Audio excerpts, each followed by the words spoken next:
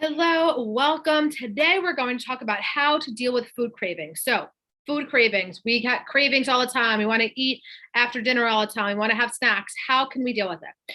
Let's chat. First, my name is Sabrina Sarabella. I am a clinical nutritionist and wellness expert. You can find me on my website, sabrinasarabella.com. If you like this video, please like it, subscribe, share with a friend, and check out my other videos. All right, let's get started today. So first, let's talk about the difference between hunger and cravings. So hunger is felt in the stomach. It's more like that gnawing, rumbling sensation. And cravings come more from the brain and are harder to physically feel. So what's the difference? You're eating dinner, you're full with dinner, you had all your food, and then after dinner, you feel like you need a piece of chocolate or you need dessert. That is a craving. Okay, another example. What is this? So you had breakfast early in the day and then you've been running around all day. And then all of a sudden you start to feel like your stomach grumbling and you're like, I'll eat anything that's put in front of me. That's hunger, right? So see the difference? Craving is something specific and hunger is like, you feel like you're just really physically hungry and you want to eat anything. Usually if you have the need for something salty or sweet or a certain type of food, that's more of a craving than hunger. So cravings usually occur in the response to stress or in a situation.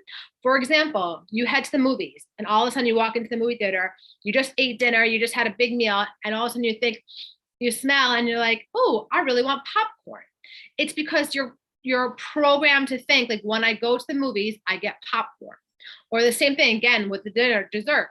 You're wanting that chocolate after dessert. It's because you're automatically trained to think that you've done that in the past. Those are your patterns you have dessert after dinner. So craving can be brought on by stress. It can be brought on by nutritional status, or it can be brought on by situations. So, or nutrition status. So let's say you cut out bread out of your diet and now you sit down in an Italian restaurant and there's bread in front of you and all you want is the bread. That's a classic sign of a craving. It's because it was taken away from you, but you feel like you need it, right? So there's a difference between cravings and hunger. So let's take a look at how to manage cravings. So we want to talk about how are you overall managing your food? Is there a certain nutrient you might be missing in your diet that makes you crave certain things? So for example, have you ever had a craving for red meat if you don't eat it often? Usually the body feels like it needs more iron. So if you are craving meat, a lot of times your body's lacking iron and it needs to feed itself iron. So the body is smart in something. So there's ways that you are craving things that you're just because they like sweet and salty. And there are other ways that your body is craving something because it's missing a nutrient. Everybody is different and they can crave different things when they have a nutrient density in it. Usually chocolate is a sign that you are magnesium deficient, so you can check those things out. So do some examining, see if you're craving or trying to tell you that your body needs something that it's not giving, or is that craving you just because it's a pattern you always have. So you've got to do some thinking, let me know how you feel. Now here's another way to manage that habit, manage that craving, is change the habit. So if you have to always have dessert after a meal, can you go for a walk instead? If you're watching TV and you always have popcorn or snacks or watching TV, can you do something else with your hands instead to keep your hands busy, like sewing, crocheting, playing on your phone or whatever it is, right? Take a bath, go for a walk, read a book, find a hobby, do something that can change that pattern of wanting that snack after a meal or whenever you want it.